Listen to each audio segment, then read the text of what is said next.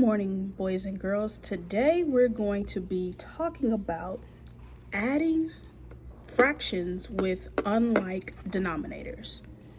Now, some keywords that we're going to be focusing on are fractions.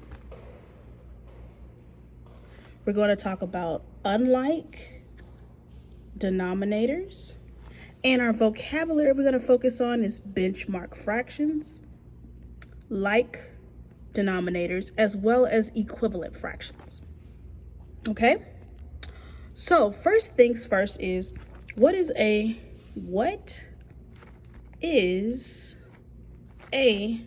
benchmark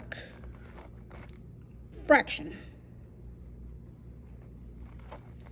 What is a benchmark fraction? Well, a benchmark fraction is a fraction that can be compared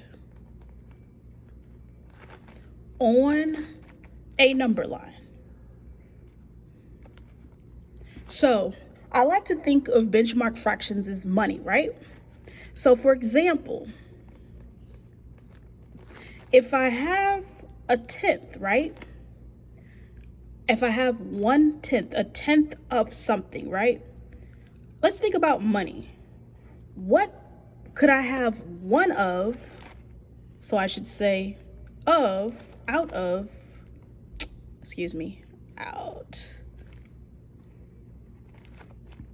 What can I have one out of that will equal 10? So when I think money, 1 out of 10, right? So the value is 10, but there's one thing that equals 10, right? So if I have a tenth and I have 1/10 means that what? This is 1/10 is representing 10. So if I know I want to know how much a tenth is, right? I need to know what a whole is. So what is a whole, right? What is a whole? Well, we know that a whole is out of what? 100, right? A whole is representing 100. So that means I need to figure out what did I do to 10 to get to this 100. So I'm going to list, my multiples of 10. So 10, 20, 30, 40,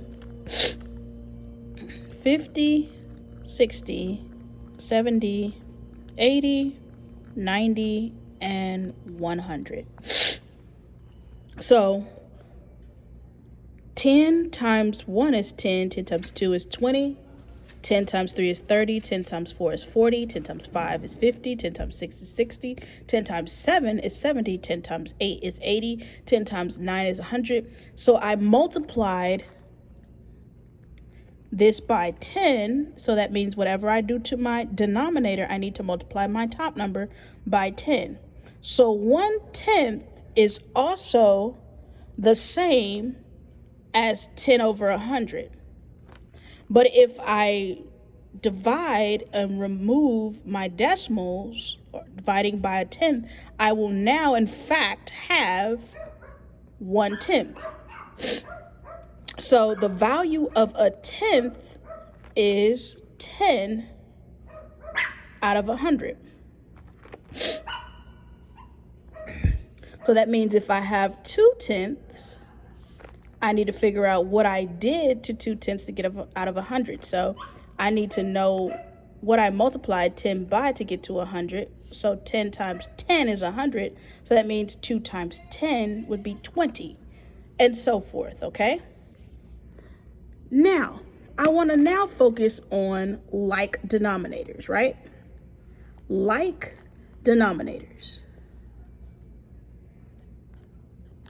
So like denominators meaning that the whole stays the same. the amount of equal, or that this can also be the amount of equal parts. So when I'm renaming my fractions, I need to make sure that they have the same whole number, the same denominator, which would be the whole, and that they have the same amount of equal parts. Okay, guys? Follow along. We're going to check this out in the next video.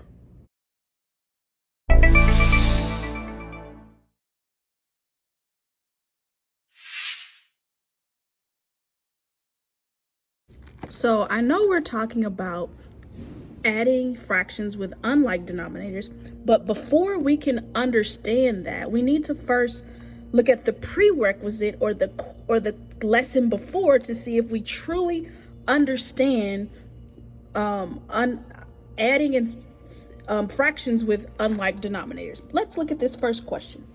So I have 3/8 plus 4/8. So the first thing is, what fraction should I shade first? So I always going to use the analogy chocolate bar. So I bought a Hershey's chocolate bar, and I won't this is the long Hershey's chocolate bar. So I want to break a piece off to my friend. So that's one piece. I'm going to break another piece off. That's two pieces. I'm going to break this piece off. So now I have just broken off my chocolate, and I have shaded 3/8 of the chocolate. So that means I should have, this would, if I shade this in, that would be 4/8. If I shade this in, that would be 5/8. If I shade this in, that would be 6/8. If I shade this in, it'd be 7/8. And if I shaded the whole thing, that means I gave a whole chocolate bar to my friends. And now I need to come over here, and I got another chocolate bar because they were on sale. And I'm going to now break it off, and I'm going to give mom a piece, dad a piece. So now I have 2 shaded, brother a piece, that's 3 shaded. And then I gave my cousin a piece. So now I have successfully shared my chocolate, but I'm going to do something differently. I'm going to combine these like fractions. So when I do that, I have 3/8 plus the 4/8, and I'm going to use that word combined. Combine meaning add. I'm going to add these fractions up because they have the same denominator. So here's my 1/8, 2/8, 3/8, right? Because I have shaded them in. And then I'm going to shade in 4/8. So that's 1, 2, 3, 4. So that will give me a total of 7/8. So when I combine the chocolates, 3/8 plus 4/8, I should have a total of 7/8.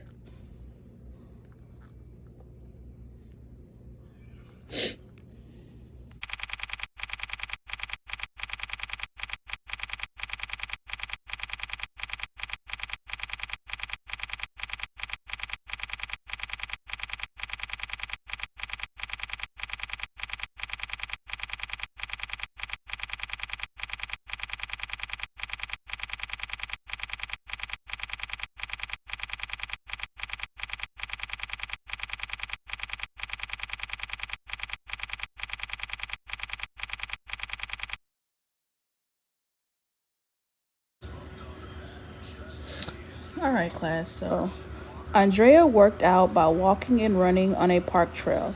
She walked 2/5 of the trail and ran 1/4 of the trail.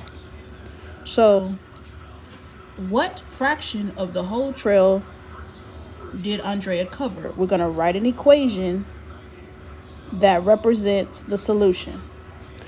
Did Andrea walk further or run farther? We're going to justify our answer. How much farther? We're going to show our work. All right. So we've been talking about adding and subtracting fractions with unlike denominators. So first of all, 5 and 4 are unlike denominators. Then I need to look at the key word and when I'm dissecting a word problem. And means add, right? Now we are talking about her walking. So she walked and ran 1/4 of the trail. So the first question says, what fraction of the whole trail did Andrea cover? We're going to write a fraction to represent that solution. So first of all, the equation we just created, which is, I'm going to put an E for equation. Equation is equal to walking plus running is going to equal box. We don't know yet because we need to understand the skill of what is the least common denominator. So step 1 to calculating least common denominator is first listing your multiples. First, list your multiples of your denominators. If you don't know what multiples are, they're simply your timetables, right?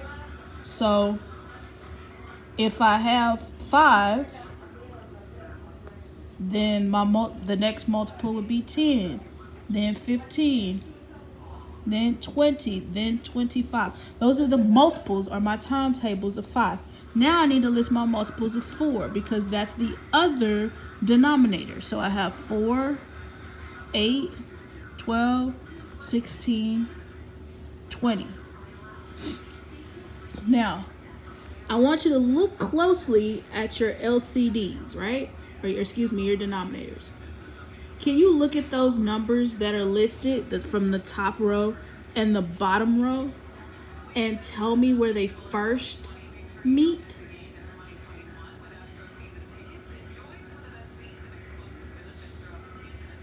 If you said 20, you're absolutely correct. The new fractions or equivalent fractions are going to have a denominator of what? We talk about least common denominator. So that means our new fractions are going to have a common denominator of what? Remember 20 because we've circled it. So now our new fraction is going to be 2/5, which is going to equal something over 20 plus 1/4, which is going to equal something over 20. So what did I multiply 5 by to get to 20? 5 times 1 is 5, 5 times 2 is 10, 5 times 3 is 15. I multiply 5 times what? 4. So remember, when we're doing fractions, whatever I multiply my denominator or my numerator by, I must also multiply my denominator and numerator by the same number. So if I multiply my denominator in this case by 4, that means I need to multiply my numerator by 4 also. So 2 times 4 is going to give me a new fraction of 8/20. But also keep in mind, guys, that 8/20 is just a bigger fraction with bigger parts, but 2/5 is a smaller fraction with the same parts. Now, a key to knowing that is that whenever you're renaming your fractions, you can cross multiply.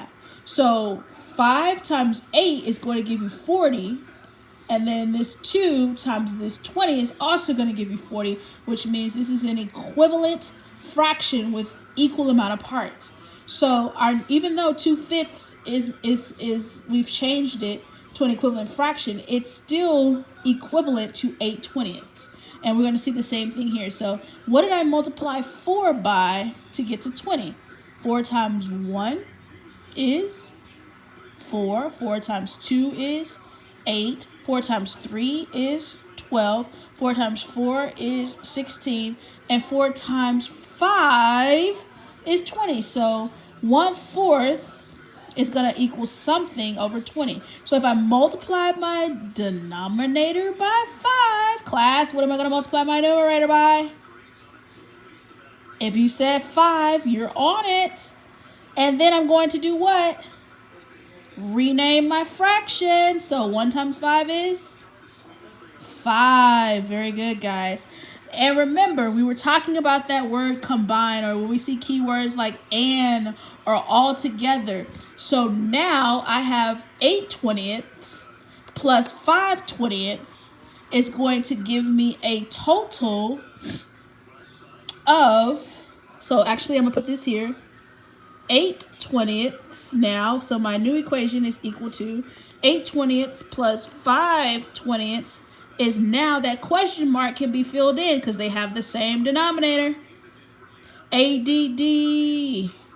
I add my fractions. 1, 2, 3. So 20, 20. So 20 stays the same because they have the same denominator. And 8 plus 5 gives me 13/20. All right. So now, did Andrea walk? Well, she walked 8/20 or run farther. Which one did she do? She walked farther. How do I know that? Because 8/20 is greater than 5/20. They have the same denominator, but is 8 greater or smaller than 5? So in this case, 8/20 means what? She walked. So I have 2/5 plus 1/4. I know that this is walk plus the ran. It's still going to equal box. I'm still going to have my equation. So now, this is a shorter way of solving this problem. So I'm going to rewrite it again. 2/5 plus 1/4. I'm going to cross multiply. 4 times 2 is 8. 5 plus 1, 5 times 1 is 5. 8, and then I'm going to combine like terms. 8 plus 5 is equal to 13.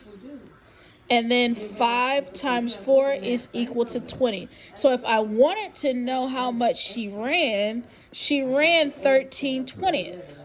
Now, if I know benchmark fractions, this is another way, class.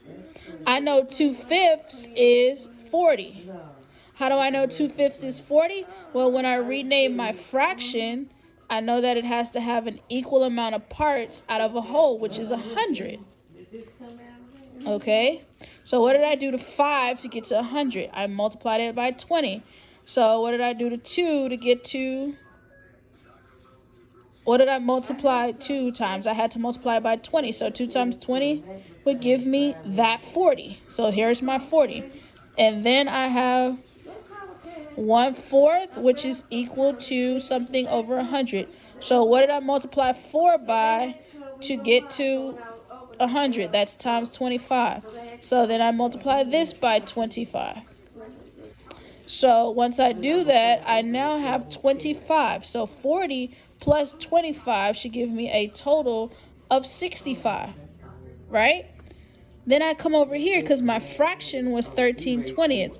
I need to have a common denominator of 100 because that's still my whole. So 2 times 20, 2 times 20 times what will give me 100? That would be times 5. And then 13 times 5, so 13 times 5 would be 15. And 5 times 1 is 5 plus 1. 65. There's another awesome way to show you how to easily add fractions. I'll show you again.